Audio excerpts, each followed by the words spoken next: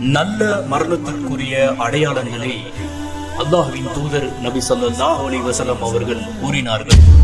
மனிதனின் நல்ல மரணத்திற்கு உண்டான 19 அடையாளங்கள். இமாம் நாசுருதீன் அல்பானி ரஹ்மனுல்லாஹ் அவர்கள் நமக்கு ஹதீஸ்களின் அடிப்படையில் குர்ஆன் வசனங்களை மேற்கோள் காட்டி சில செய்திகளை சொல்லுகின்றார்.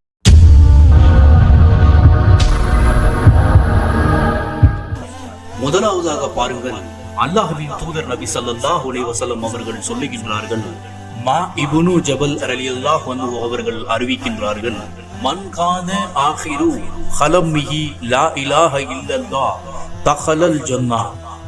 யாருடைய கடைசி வார்த்தை லா இலாஹ இல்லல்லாஹ் என்று இருக்கின்றதோ அவர்கள் சொர்க்கத்திலே பிரவேசிப்பார்கள்.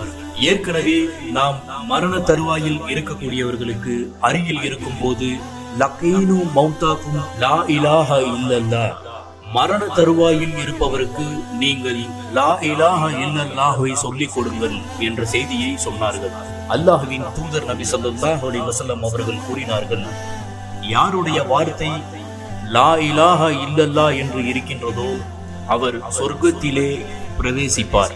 அல்லாஹ் ரப்புல் ஆலமீன் நமக்கு அப்படிப்பட்ட பாக்கியத்தை அனைவருக்கும் தந்து அருள்வானாக.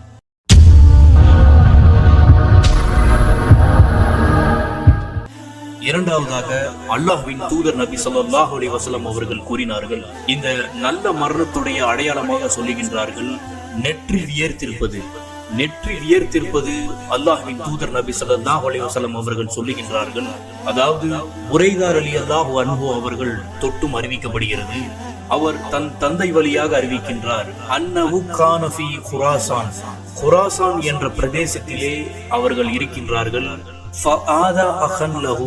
அதாவது புரைதா ரலியல்லாஹு அன்ஹு அவர்கள் தனது சகோதரனை நலம் விசாரிப்பதற்காக செல்லுகின்றார்.